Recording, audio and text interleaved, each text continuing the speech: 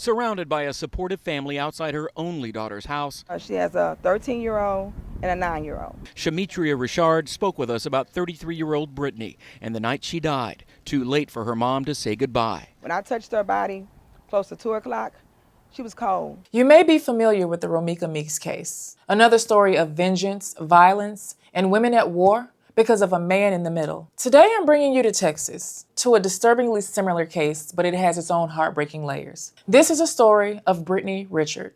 A woman is murdered just hours before signing divorce papers. Yeah, her family is telling us the killer is connected to that breakup. As you might imagine, this family is terribly upset tonight, telling me the victim was killed by her soon-to-be ex-husband's new girlfriend. Imagine being in a fog because you found out your husband's been having an affair. Your marriage is done, and tomorrow you're scheduled to sign the divorce paper, officially ending the life you thought you had. To lift your spirits, your cousins take you out for a night of celebrations, drinks, and libations. But instead of healing, the night ends in horror. In the middle of your celebration, your husband's mistress hunts you down inside the club, stabbing you 9 times and leaving you to die. According to Texas City Police, Brittany Richard was fatally stabbed around 12:30 last Friday morning inside this restaurant and bar, near the end of an evening that included several stops celebrating a cousin's birthday. Her family says the mother of 2 suffered 9 stab wounds. No one child deserves to die like that. No one. And it's wrong, and it was horrific, and it was just terrible. Let's do a roll call of everybody involved in today's case. First, Erin Cole, the husband, the adulterer, the man in the middle. Tomorrow he's supposed to be finalizing his divorce. Next, Brittany, a 33-year-old mom of 2. Tomorrow she's supposed to sign those divorce papers. Tonight, she'll lose her life. And finally, Felder, Erin's girlfriend, the other woman. Before the night is over, she'll stab her boyfriend's wife 9 times. Brittany Richard was born April 19, 1991 in Galveston, Texas. Raised in Lamarck, she graduated from Colony Park Academy and worked as an accountant for the city of Lamarck. She loved her 2 children, 13-year-old Ariana and 9-year-old Erin Jr. Brittany was a cousin who showed up, the mom who never missed an event, the daughter who was her mother's closest confidant. Even in her obituary, her family made a clear choice to eliminate Erin Cole's name. Her last name is Richard, not Cole. Her children were listed, but her husband was deliberately omitted. Brittany and Erin's love story surely didn't have a fairy tale happy ending, but it also might not have had a smooth beginning either. At the very beginning of their relationship on her social media, you can see her expressing frustration toward what is presumed to be Erin Sherrod Cole Sr. Shortly after their first child was born, Brittany filed a child support case. In that filing, she listed herself as the custodial parent and Erin as the non-custodial parent, meaning more than likely they weren't under the same roof, or there was a chance they weren't in a steady romantic relationship at the time. That case was resolved, and it seems to have been abandoned later because Brittany and Erin eventually married, had a second child, and even bought a home together. But when Brittany filed for divorce in 2024, the history of that earlier child support case came back into view. These documents remind us that the cracks in their relationship might have stretched back way farther than the day Brittany's life was taken. So who is this other woman? Felder, known to her family as Muffin. She was one of 4 sisters, and she stood at only 4'11" and weighed 140 pounds. A tiny woman, but clearly capable of lethal violence. She graduated from Lamarck High School in 2007, and her record wasn't spotless. In 2019, she was charged with burglary of a vehicle and criminal mischief. Those charges were dismissed, and by 2024, she had a new title, Erin Cole's girlfriend, and the reason Brittany's marriage collapsed. Or was she? This week, 35-year-old Felder was arrested in Houston. You have the right to retain counsel. You have the right to remain silent. This is video of her magistrate court appearance in the Galveston County Jail, where she's being held on a combined bond of $450,000 on 2 separate charges. One is a charge of murder, and the other is a charge of aggravated assault with a deadly weapon. Felder is also accused of injuring one of Brittany's cousins. On August 30th, 2024, Brittany's cousins took her out for a celebration. Several stops later, they ended up at Time Out Sports Bar in Texas City. According to her family, the trouble started near the restroom. One cousin was ambushed, stabbed 3 times, and they were rushed into emergency surgery. Another cousin was allegedly smashed across the forehead with a glass, leaving severe lacerations. Apparently, Brittany rushed over to protect them. She didn't fight back, she didn't retaliate,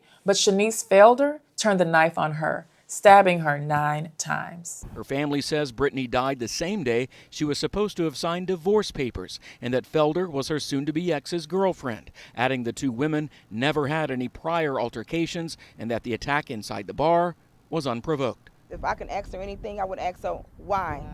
And why that night? It may take a trial before Brittany's family, including her 2 children, get the answers they want. This is just one witness's account. But then Brittany collapsed on a sticky ballroom floor. She was pronounced dead just after 2 a.m., where her mother said, "When I touched her body, my baby was cold." But this is not the only version of events. According to her family, this was an unprovoked ambush. I've been doing some sleuthing around online, and I found some other versions of what possibly could have happened that night. It's clear that these versions lean more towards Shanice Felder's defense, and I'm almost positive that her attorneys are going to use this angle. While it's apparent that Shanice was the one that stabbed Brittany, here's how those defending her say that it went down. They say Brittany's crew of 6 or 7 people jumped on Shanice Felder and her friend first. They insisted that Felder acted in self-defense. That's a common theme, right? Some even allege that there's video footage, though none has surfaced yet. 2 conflicting stories, but only 1 victim. Did they jump her, or did she just go and murder Brittany in cold blood? After the stabbing, Shanice fled the scene. Some witnesses say that Erin Cole, Brittany's husband and Shanice's boyfriend, might have left with her. For 4 days, Felder was on the run. And on September 3rd, police tracked her to Houston's 3rd Ward, where she was arrested without incident. She knew they were coming for her. She was charged with murder, and she was charged with aggravated assault with a deadly weapon. Initially, Shanice's bond was set at $450,000. $300,000 for murder and $150,000 for the aggravated assault. Her attorneys asked for a reduction, but it was denied. However, on September 24th, the court lowered it to $250,000. Records show that 3 days later, a strict order was filed. Felder had to surrender her passport. She has to wear a GPS monitor. She's banned from alcohol, drugs, and any types of firearms. She's not allowed to contact Brittany's family or even reference them on social media. She's barred from coming within 200 feet of their homes, their restaurant, or Brittany's children's schools. On October 2nd, the docket says, bond filed. Felder posted bond. She walked out of jail, and she's free right now until trial. In May of 2025, the prosecutors subpoenaed Brittany's full medical and forensic records. Not just billing files, but psychiatric records, autopsy imagery, and forensic documentation. They are preparing for war. I'm pretty sure the defense is going to lean on the fact that Brittany's a super small woman standing at just 4'11" and 140 pounds. And they'll argue that she was jumped by a group of much larger people. The prosecution is going to say that this was a calculated killing of a woman who was just hours away from signing her freedom papers. Her jury trial is scheduled for the end of 2025. So where is the man in the middle in all of this? Erin Cole. Some witnesses did say that he might have left the bar with his girlfriend after his wife was killed. As I mentioned earlier, his name was completely erased from her obituary. And I've not been able to find any evidence of Erin speaking publicly. His social media is silent, but you know that beautiful home that he and his wife purchased? Records show that he still owns it. While Brittany's family grieves, raises her children, and prepares for trial, her almost ex-husband remains silent.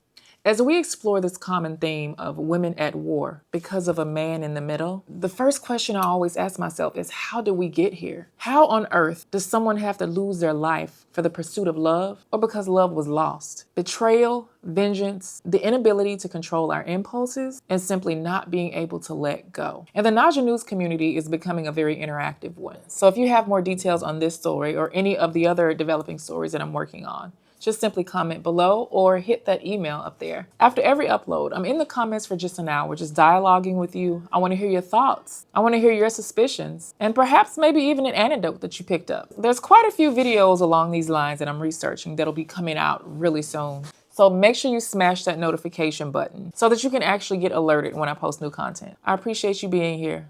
And remember, keep your hands to yourself, control your impulses, and we can all live another day.